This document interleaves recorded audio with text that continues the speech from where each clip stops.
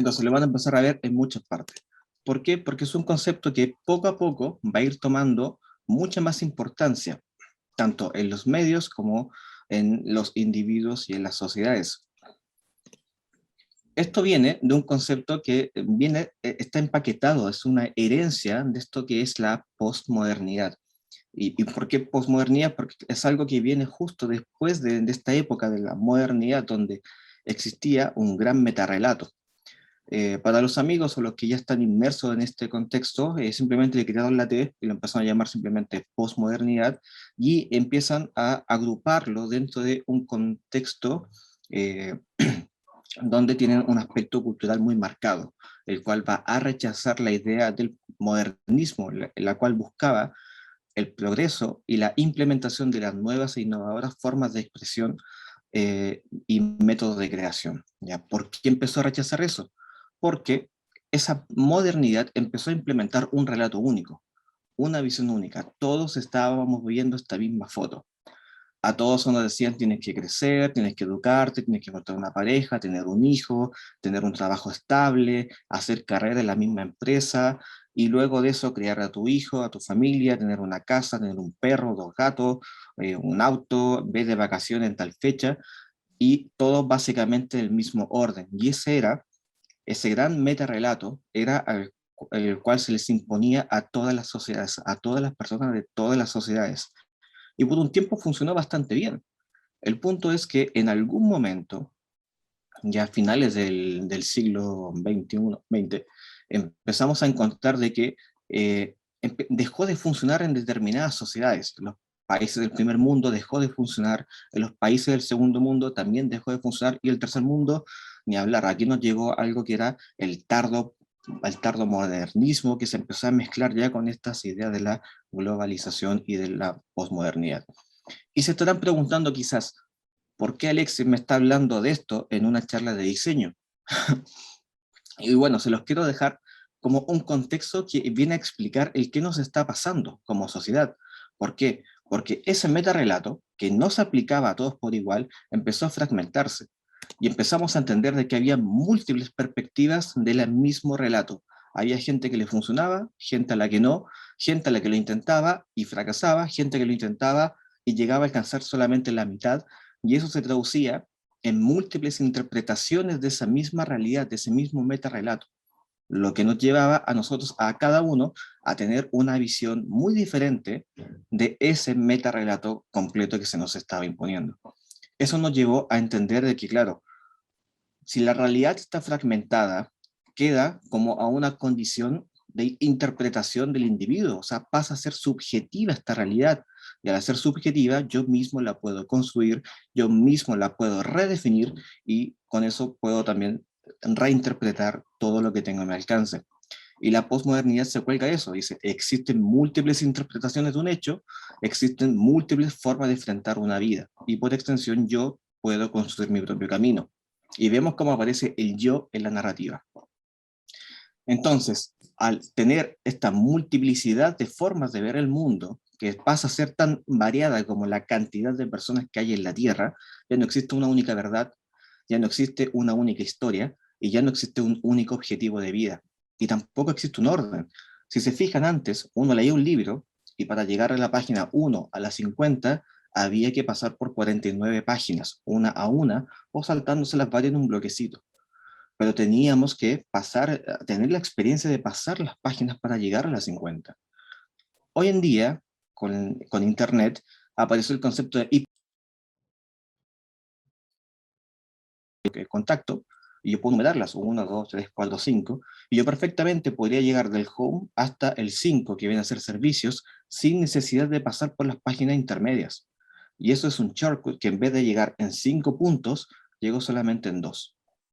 Eso empezó a cambiar la forma de establecer relaciones entre las personas, entre los individuos, entre los humanos y su entorno, y empezó a activar esa chispa de la aceleración. ¿Por qué la vida se vuelve más rápida? ¿Por qué hoy en día tenemos esa aversión a las cosas lentas? Una página no carga en 5 segundos, la despacho y busco otra que cargue más rápido.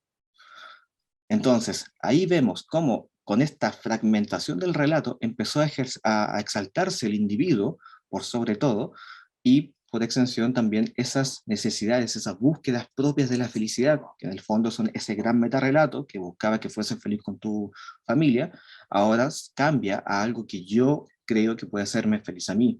A alguno lo va a hacer feliz jugar todo el día, a otro lo va a hacer feliz estar con su gato, a otro hacer su familia, a otro simplemente salir y conocer gente. Son distintos parámetros y metarrelatos pequeños sobre la que me haría feliz a mí mismo como individuo. Y eso es lo que vemos graficado acá. Esa multiplicidad de interpretaciones, esa multiplicidad de focos, de formas de enfrentar una problemática, se van a ver reflejados aquí. Y eso lleva a que esta sociedad postmoderna se empieza a caracterizar por ser una sociedad que piensa en la realización individual. Entonces, cuando uno se piensa hoy en día y dice, oye, ¿por qué no pensamos tanto en el otro? Pasa un poco por esta lógica que empezó a adquirir las sociedades como tal, las sociedades postmodernas o tardomodernas empezaron a adquirir esa visión más individualista. Y eso se empezó a fomentar con este fenómeno natural de la globalización. No confundir con globalismo. Globalismo es un fenómeno político y globalización es un fenómeno natural del intercambio de ideas, de interactuar con otros. Entonces, desde ahí, esa globalización empieza a marcar estas conductas que empezaban a imponerte esa verdad. Y de nuevo dirán, Alexis, ¿por qué estamos de nuevo en esto y aún no hablas de diseño? Lo que estoy haciendo acá con esto es plantearles el punto de vista individual que tiene la persona hoy en día.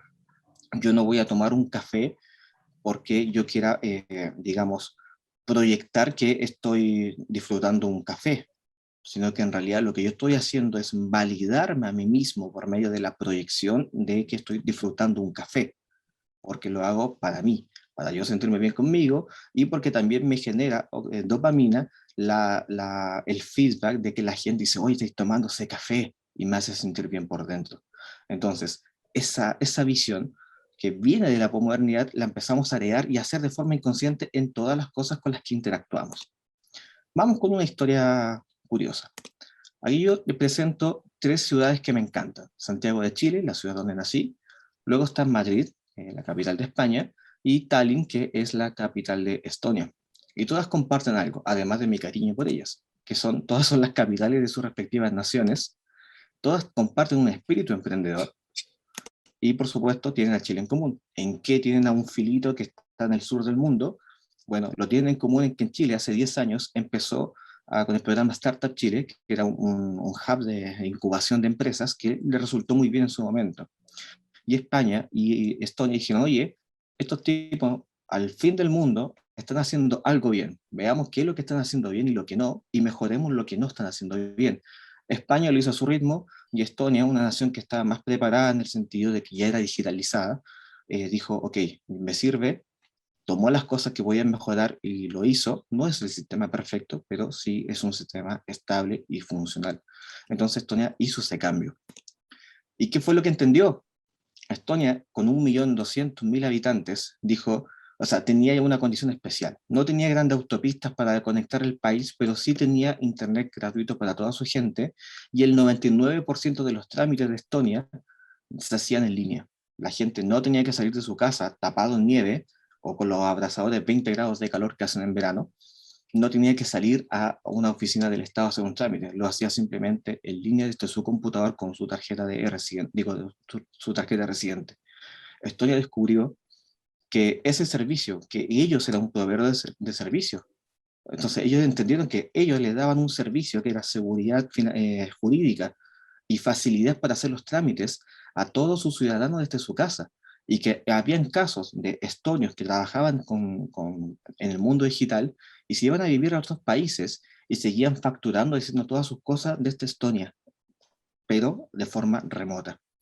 Estonia entendió eso y lo conectó muy bien con este modelo de emprendimiento de empresas, de startups, y empezó a escalarlo y se dio cuenta de que tenía un concepto muy potente que era Country as a Service, el país como un proveedor de servicios. Se entendió a sí mismo como una empresa y dio chance a algo único, que es esto de acá, la nación digital.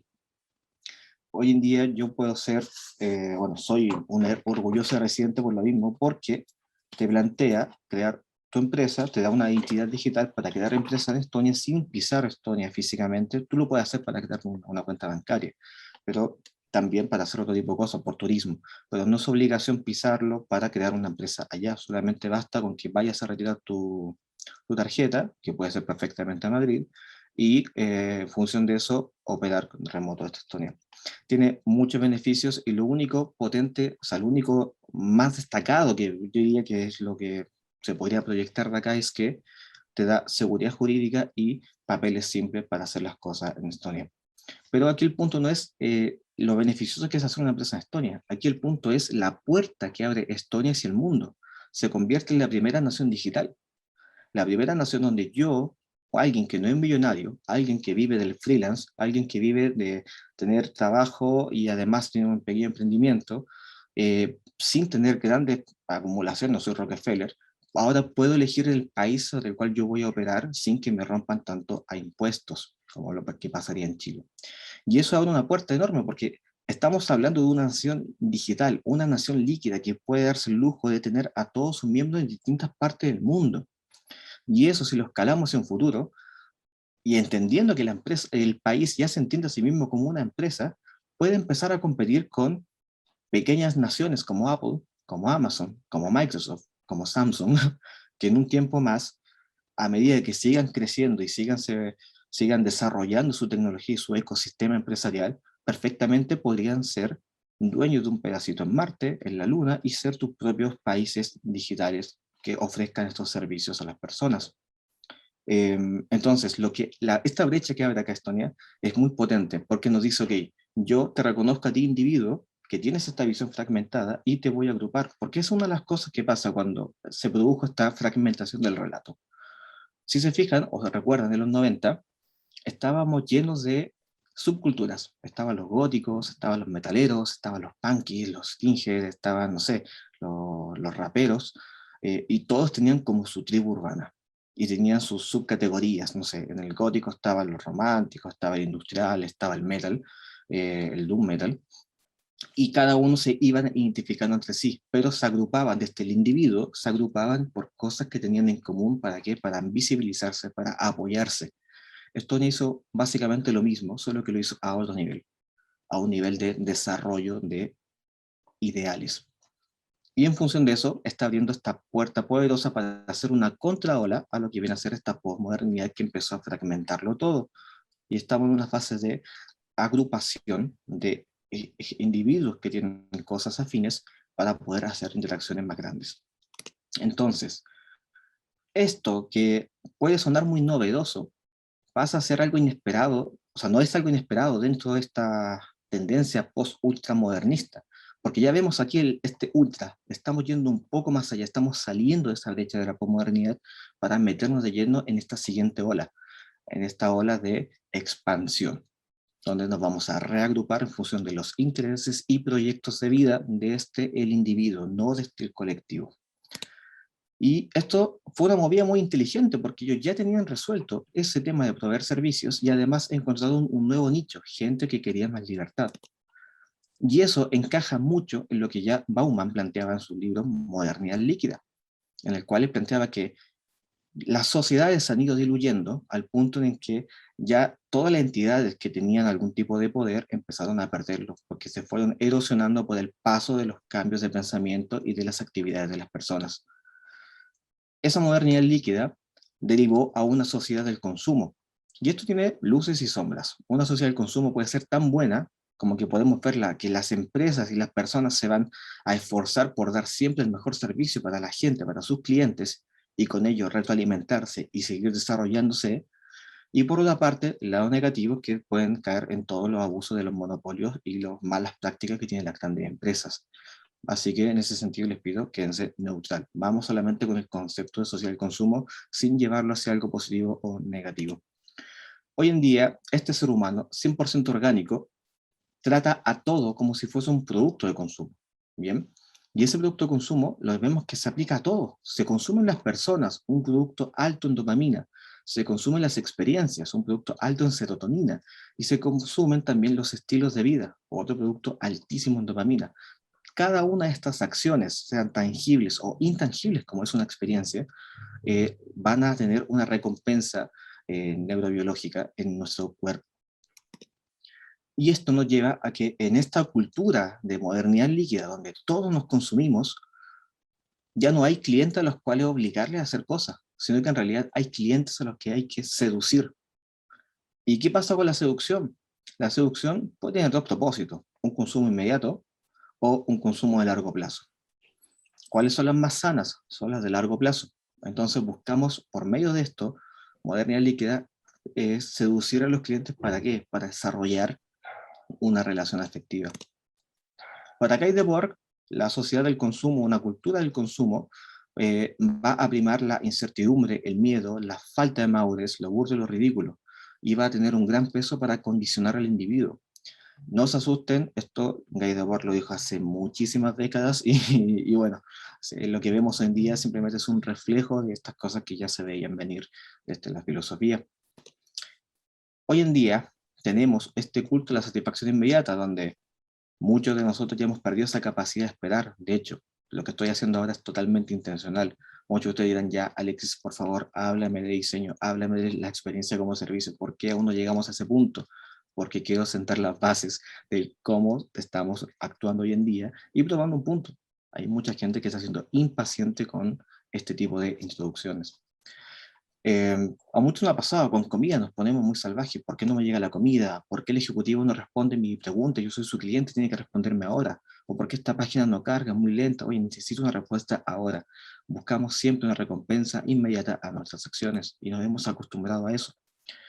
Pero eso, que es un reflejo de esta sociedad, también deja al individuo con miedo social, con miedo hacia las relaciones y el futuro, porque entiende que así como él rechaza, también lo pueden rechazar. Un ejemplo de esto pasa en Tinder. No es que yo tenga cuenta, de hecho, hace años que no tengo una cuenta en Tinder, pero si se fijan en la dinámica de Tinder, uno aprueba o aprueba gente, pero así también uno se ve como un producto. Uno se tiene que sacar una buena foto, en un buen contexto, buena iluminación, para que te vean bien, te vean como alguien atractivo y puedas también con eso convertir y tener una cita con alguien. Y eso pasa a todo nivel, pasa en el trabajo, gente que pone su cara en el CV, gente que no, gente que se pone, no sé, se intenta vender lo mejor posible con idiomas, con habilidades, con cursos específicos, con seminarios, y otros que simplemente van y te ponen un relato más simple y más orientado a un objetivo claro. Son distintas formas de venderse y eso lo vemos en todas partes. Y también vemos que esa relación te lleva a que las personas se empiecen a proyectar las experiencias vividas, como lo vemos en esta foto de fondo, gente que, oye, voy a salir, ok, saco una buena foto con la tabla de surf, un buen clima para que vean que estoy disfrutando esto, o saco una buena foto manejando el auto escapotable, lleno de calor, con una chica que lo está pasando muy bien conmigo, genial, pero no, lo que vemos en esa parte es un fragmento de la realidad, ese fragmento que yo quiero mostrar y proyectar, pero no es una realidad en sí misma, es una construcción que yo estoy haciendo por medio de exaltar un aspecto de mi vida para proyectar que estoy bien y que estoy haciendo las cosas bien. Entonces, caemos en esos mecanismos de defensa, porque claro, no queremos ser pasado a llevar y no queremos ser menos que otras personas que se ven atractivas, también nos queremos proyectar. Entonces, ¿qué es lo que está pasando de fondo? Lo que está pasando de fondo es que existen emociones que están jugando un rol determinante para comunicarnos de forma efectiva. Y es aquí cuando entramos con cosas como esta. Empezamos a entender que somos seres emocionales. Hay emociones en la foto, hay emociones en la interpretación, hay rostros, hay luces, hay sombras. Incluso en sus casas ahora ustedes están con una emoción interpretando las cosas que yo les estoy diciendo y las cosas que pueden ver también en pantalla. Que vamos con esto, a que si yo le describo acá la sensación de sentir cómo tu rostro es envuelto por gotitas de agua que están en suspensión y que te enfrían más el rostro y la brisa te hace estremecerte del frío porque estás metido en medio de una nube, quizás la gente que le guste mucho la naturaleza se puede identificar con eso, incluso evocar ciertas sensaciones. Y a los que no y nunca lo han pasado, probablemente van a pasar de largo esa interpretación y no van a conectar con lo que acabo de decir porque nunca lo han vivido, o sea, no pueden hacer esa conexión emocional. En cambio, si yo les pongo esto, muchos de ustedes empezarán a empatizar y se empezarán a preguntar, qué le pasó a esa chica, o incluso algunos se van a proyectar con esa situación y se van a ver a sí mismos llorando por algo. Y pueden imaginar incluso el resto del cuerpo, la posición en que está, donde se encuentra. ¿Por qué? Porque la emoción es una experiencia que está almacenada y que nos va a ayudar a recordar distintas situaciones de nuestra vida. La emoción es algo que viaja con nosotros. No es que yo llegue a esa montaña y me sienta feliz o me sienta triste. Es algo que va a viajar conmigo. No es lo mismo irme a caminar por esa montaña por voluntad propia o con la intención de descubrir y hacer trekking, a hacerlo porque el auto se me quedó en pana, se me rompió una rueda o no sé, me quedé sin benzina a mitad de camino y tengo que recorrer eso para llegar al pueblo más cercano y buscar ayuda. No es lo mismo. En ambos casos voy a estar en el mismo lugar caminando, pero voy a estar con contextos diferentes que me van a tener preocupadísimo, estresado o muy feliz y deleitado y maravillado con toda la naturaleza. Eso es porque la emoción viaja con nosotros, es parte de nuestra historia, de cómo llegamos a ese momento. Entonces, cuando encontramos y empezamos a entender esto, nos damos cuenta que la emoción es parte de un proceso de comunicación. De nuevo acá habrá gente que esté intentando empatizar con la persona y además intentando descifrar por qué tiene una lágrima, o si la expresión que tiene ella es consistente con la lágrima. Quizás el ojo no está tan cristalino y quizás la expresión de ella no es consistente con lo que nos intenta comunicar con la lágrima, porque también necesita otra cosa, la interpretación de la lágrima, cómo lo vamos a tomar nosotros. Y empezamos inconscientemente a descifrar estas señales, porque la emoción también es un proceso de comunicación primitivo entre los mamíferos. Según Pedro Bermejo, neurólogo y presidente de la ASOCENS, la Asociación Española de Neuroeconomía, plantea que el 80% del proceso de decisión es subconsciente, y que si nos vamos a un contexto de compra y agregamos el color, la forma, la marca, el aroma, esto va a aumentar el 90% de inconsciencia en la toma de decisiones. O sea, somos básicamente máquinas biológicas que actuamos porque la emoción nos impulsa a actuar, no porque racionalmente estemos comprando algo. Un ejemplo bien claro, si yo compro un disco externo de 1 TB y les preguntas a ustedes por qué lo compraron, en la mayoría me diría de forma racionalizada y tal vez con mucha razón me diría, yo lo compro porque necesito espacio para guardar mis cosas. Ok, pero si uno se va más allá, intenta entender qué es lo que está detrás de esa decisión, de ese argumento racional, se puede encontrar con que en el fondo lo que quiere respaldar son recuerdos de antaño o documentos importantes del trabajo. Entonces lo que está comprando en realidad es seguridad, seguridad de que no está perdiendo esa información. Entonces, ¿qué es la experiencia? La experiencia en realidad es esto, es una consecuencia a una interacción. Y aquí ya empezamos a hablar de diseño. ¿Por qué? Porque claro, muchas veces nos decimos con cierto orgullo, soy diseñador de experiencia, o soy service designer, o soy customer experience management, y todos apuntamos que trabajamos y manipulamos las emociones, pero en realidad no es así. Nosotros simplemente las estimulamos para que sigan un camino predeterminado y con eso podamos tener algo parecido a una experiencia proyectada de salida. Una emoción va a impactar en el estado de ánimo, como también va a impactar en el sentimiento que tengo en ese momento, y también va a afectar a la experiencia previa y actual que estoy viviendo en ese momento. Y también va a sobreescribir el afecto que yo tengo con una relación en ese preciso instante. Si yo estoy intentando loguearme en mi correo o en mi banco para hacer una transferencia en la comodidad de mi casa sin ninguna preocupación, me va a importar bien poco que el proceso se demore, no sé, 10 segundos, 15 segundos, o que la conexión sea estable o no.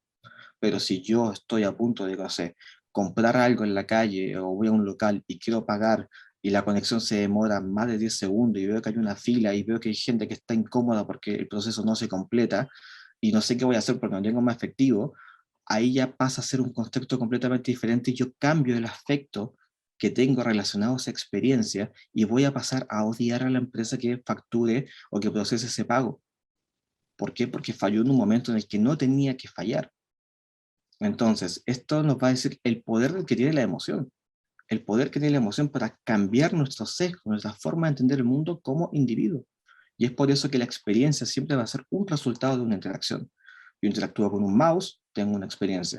Interactúo con una persona, tengo una experiencia.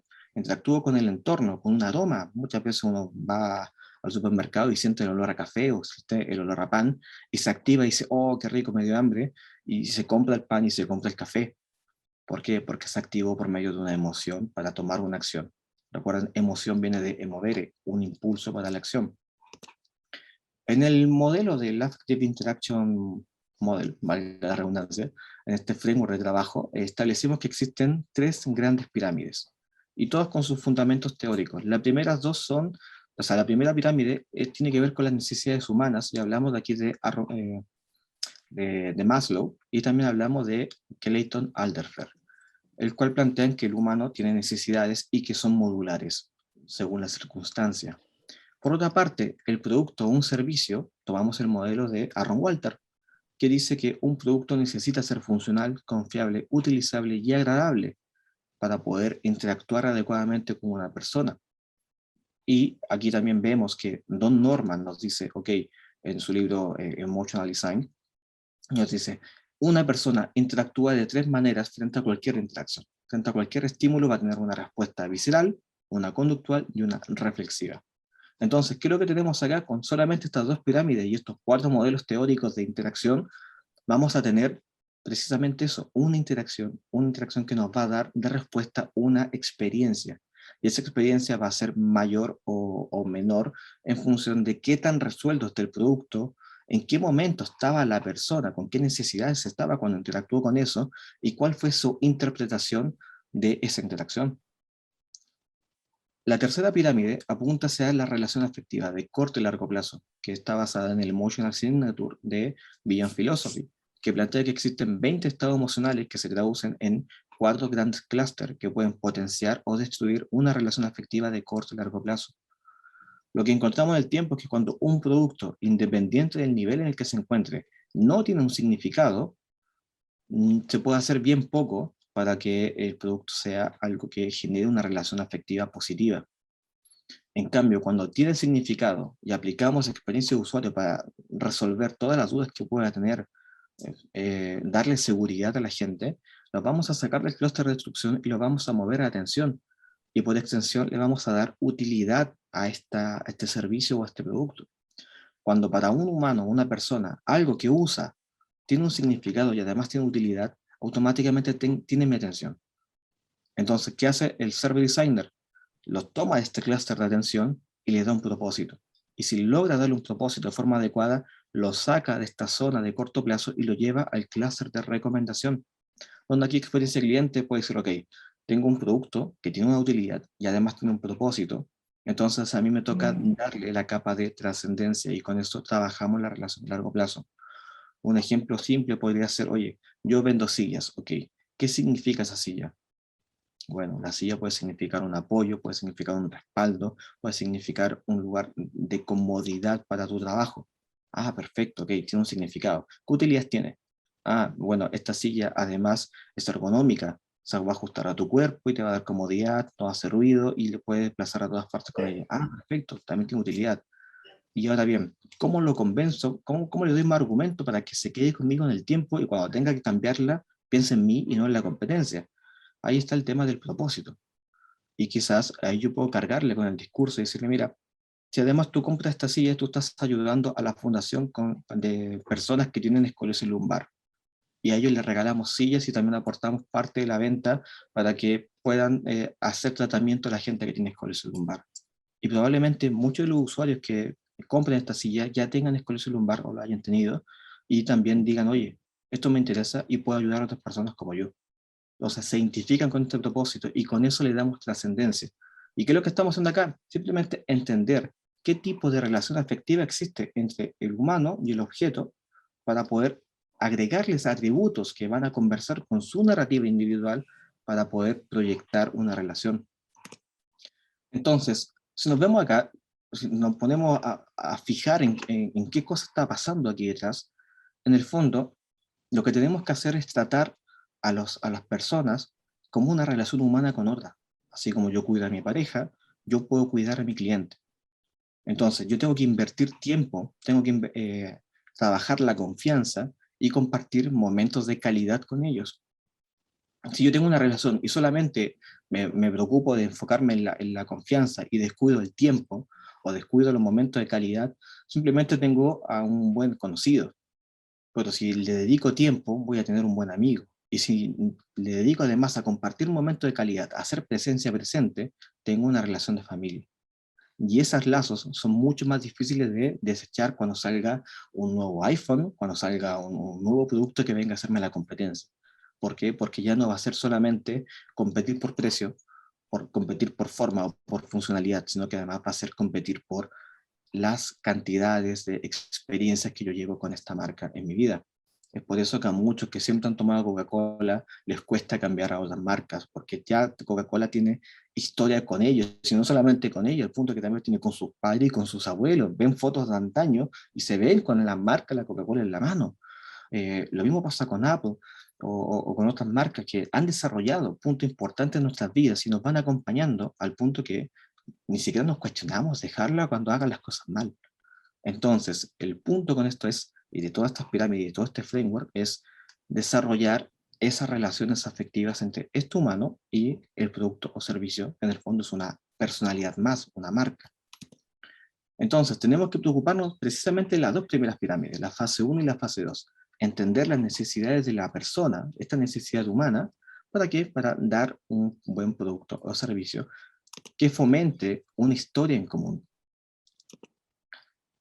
En el libro van a encontrar también el framework que se va a enfocar en estas tres fases. Primero es conocer las necesidades del usuario, luego cumplir esta promesa del cliente, porque, ojo, puede que yo no le haya hecho una promesa al cliente, pero el cliente viene con una expectativa y el cliente se contó una historia de sí mismo. El cliente viene con una expectativa que él mismo se generó y que me la va a cobrar independiente de que yo se la haya hecho o no. Entonces, entender al cliente y entender qué cosa está entendiendo de mí o qué cosa espera de mí es fundamental para poder cumplir esa promesa y hacerme cargo de ella. Porque hoy en día, si se fijan, cuando empezamos a competir por temas de servicio, cualquiera puede hacer un servicio porque un servicio es una suma de interacciones, es una suma de productos. Entonces, si queremos competir por ese servicio, por ese largo plazo conmigo, yo me tengo que hacer cargo incluso de las promesas que hace la competencia. ¿Para qué? Para que él decida quedarse conmigo, que sí cumplo con lo que él se imaginó que iba a ser mi servicio. Y después de eso lo tengo que pasar a mi lado y compartir un propósito con él. ¿Y cómo lo hacemos? Bueno, esto tiene un foco en construir esta relación. ¿Por qué? Porque entendemos que el humano más un producto es igual a una relación afectiva. Y para eso tenemos que hacer la investigación un proceso constante, no solamente algo anecdótico que pasa al inicio, que nos juntamos todos, mirando el ombligo y vemos cómo están los datos y nos felicitamos, tomamos una foto y después olvidamos los resultados, y quizás hacerlo al final del proceso, sino que hay que hacerlo algo cotidiano, algo que se haga de forma iterativa, que sea, no sé, quizás en cada sprint empezar una nueva investigación, tomar la evidencia que hubo en el sprint anterior, ver cómo le sacamos insight y cómo los podemos meter en distintos aspectos del proceso que tenemos ejecutando. Y para eso también está ese sistema de investigación. Y también tengamos este canvas de trabajo que les permite a ustedes ordenar todo esto, entender al individuo. Si se fijan, cuando partí con el tema de la posmodernidad, explicaba el valor que tiene el individuo hoy en día en la sociedad y por qué en las sociedades de hoy se han vuelto muy hacia el yo, hacia el interno. ¿Por qué? Porque necesitan esa construcción. Eso te deja a mucha gente que necesita orientación, a mucha gente que necesita una asistencia, porque la vida también se ha vuelto mucho más compleja por medio de la expansión de la tecnología. Entonces, entender sus necesidades, entender cómo esa persona se enfrenta a su entorno, nos va a ayudar a nosotros a desarrollar mejores servicios que vayan a cumplir y satisfacer sus expectativas. Entonces, esta primera fase, que son las primeras dos columnas, se enfocan en entender al cliente y lo que necesita. Las dos columnas centrales se enfocan en cumplir esta promesa, que es entender cómo la persona interactúa con el servicio que hoy en día le ofrezco. Y esto me refiero a que si yo vendo, no sé, boletos, analizar todo el proceso de compra del boleto y todo el proceso de gestión y de cobro del boleto y ver cómo la gente lo toma. ¿Es algo que le llega simplemente pues se olvida? ¿O yo le hago un reminder? ¿O tengo eventos relacionados para que la persona pueda gestionar mejor su boleto? lo voy a acompañar para que lo utilice, le voy a recordar que tiene el evento relacionado a su boleto, lo tiene cerca o no. Ahí yo tengo que ver todo ese factor diferenciador y cómo lo estoy haciendo y cómo la gente lo percibe. Por ahí, si yo vendo boletos y le mando este reminder de que en, no sé, en 12 horas más tiene un determinado evento, a lo mejor la gente no le ve valor. Y yo sigo gastando plata en desarrollar ese servicio. Y en ese caso me conviene a mí, ok, veo que no funciona, que no convierte, que la gente no le ve valor, cambio ese dinero y lo enfoco hacia otro tipo de servicios que sí tengan un valor percibido para el cliente. Y la fase 3, que son estas últimas dos columnas, se enfocan en el propósito, en cómo cuidamos esta relación afectiva del tiempo. Y para eso es muy importante entender cómo la gente está percibiendo el servicio, cómo está performando con esto en el tiempo, no solamente cuando entregue el proyecto. Entonces, aquí yo le hice un ejercicio práctico de ejemplo. Recuerda que yo trabajo en la industria financiera, pero eso no significa que esto es un proyecto de allá, sino que es un ejemplo que hice mirando un aspecto de la industria financiera, que es más que nada orientado a la banca. Yo trabajo en la parte de seguros. Bien, hago este disclaimer solo por seguridad del corporativo. Bien, entonces, en este proyecto, mejora el servicio de asistencia financiera. El primer enfoque sería esta fase 1. Y si se fijan, este Canvas está orientado con entradas, procesos y salidas, donde nos tenemos que enfocar en cada una de estas fases, donde primero entender quién es la persona, y aquí vamos y buscamos los Empathy Map, los perfiles de personas, los User Centered Design Canvas, exploraciones cognitivas, exploraciones de cómo toman decisiones, no sé, personalidades en sociedad, personalidades en lo privado, quizás aplicar algoritmos de inteligencia para analizar los textos de cómo lo escriben en redes sociales. La cosa acá es levantar toda la evidencia que tengamos disponible para entender quién es, de dónde viene, qué hace. Y después, con ese dato, ya podemos empezar a estrujar estos datos y entender qué cosas necesita.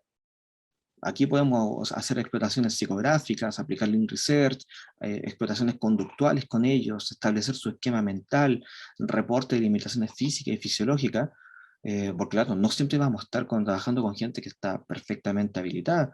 Quizás hay gente con discapacidad visual, o con discapacidad motriz o cognitiva, y que también tenemos que darle un soporte. Y en ese caso la accesibilidad tiene mucho que decir, nos puede también ayudar bastante a orientar ese tipo de proyectos. Y con eso podemos entender qué es lo que necesita. Y luego nos vamos a qué espera de nosotros. Aquí trabajamos con la prospección y hay muchas metodologías para eso. Usamos el Journey Map, el Empathy, el modelo Kano, que nos ayuda también a validar la calidad atractiva de un producto en cuanto a lo que es la proyección.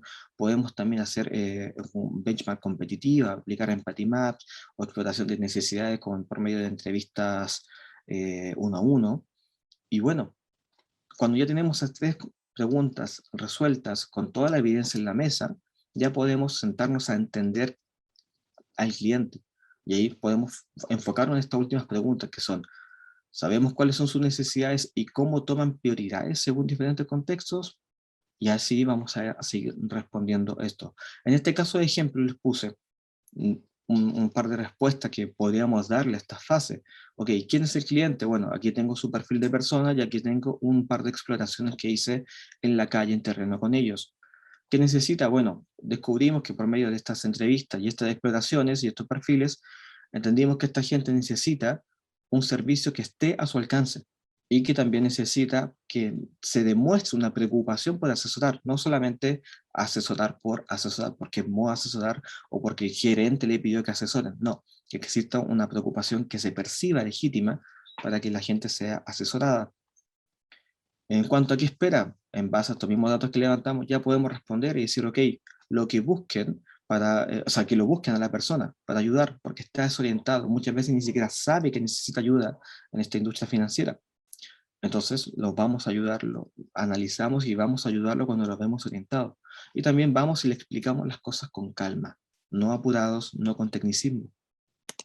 En esta fase 2 lo mismo, tenemos una serie de preguntas que son progresivas. Primero respondo qué necesidades satisfacemos, para después responder qué aprendemos de los clientes en base a su conducta, y para después responder cómo comunicamos los cambios y las nuevas funciones. Porque es otra cosa. Muchas veces pasa que creemos que estamos respondiendo bien a algo, pero resulta que en realidad estamos respondiendo a algo, pero no se está entendiendo el cómo lo estamos respondiendo. Y eso, que no lo crean, es mucho más común de lo que a mí me gustaría admitir. A mí mismo me ha pasado en mi equipo. Creemos que estamos comunicando algo y la gente entiende otra cosa. Entonces, hacer estos momentos de introspección ayudan para entender bien qué es lo que estamos haciendo y cómo orientamos el consumo de los productos y servicios que estamos ofreciendo a la gente y los recursos que utilizamos para implementarlos. La fase 3 es la misma lógica, solo que acá ya pasamos con datos. Si lo miramos de alguna forma, la fase 1 es entender a la gente, la fase 2 es entender cómo se entrega el servicio y cómo lo podemos mejorar, y la fase 3 ya viene a ser esto de cómo estos cambios que hice han ido cambiando las necesidades de las personas. Porque puede que en los primeros meses sea muy importante para el cliente entender todo sobre la banca, pero quizás cuando él ya lleva 8 meses, o 10 meses, o 15 meses tomando nuestro servicio, quizás ya lo necesita aprender todo y necesita simplemente que yo le vaya asesorando por los cambios sociopolíticos, o por los cambios del mercado, o que le vaya a ofrecer servicios complementarios que puedan aumentar su capital. Ah, claro. ¿Y eso cómo lo voy a saber si es que no hago seguimiento a la persona?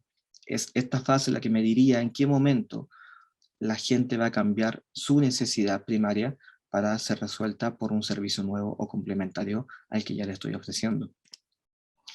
Ahora bien, en cuanto a esto, suena muy complejo, lo sé, me lo han comentado, pero también la idea es compartirlo para tener feedback y también mejorarlo. ¿Cómo lo hemos aplicado en algunos aspectos? En este caso les puse un roadmap de 5 semanas, proyectado en septiembre, que empieza en la semana 36, y podríamos decir que okay, la primera semana gastémosla en recolectar toda la evidencia posible. Cosas que yo hice antes, cosas que hicieron otros equipos, cosas que se hizo en el canal digital, transformación digital, o cosas que ya se han hecho en el canal tradicional, que no tiene transformación digital. Pongámoslo en la mesa, leámoslo, releámoslo, compartamos, saquemos índices de eso, empapémonos de todo lo que ya se ha hecho. ¿Para qué? Para empezar la semana 37 a aplicar la fase 1 y entender realmente y dar respuesta a todas esas preguntas que plantea el Canvas. Con esa semana resuelta, cerramos esa fase del Canvas, vamos a la siguiente semana, nos aplicamos a la fase 2 y lo mismo en la tercera semana donde aplicamos esta fase 3, y ya con eso, luego de 3 semanas empapados de la problemática, entendiendo los datos que hay en ese momento, vamos y redefinimos procesos.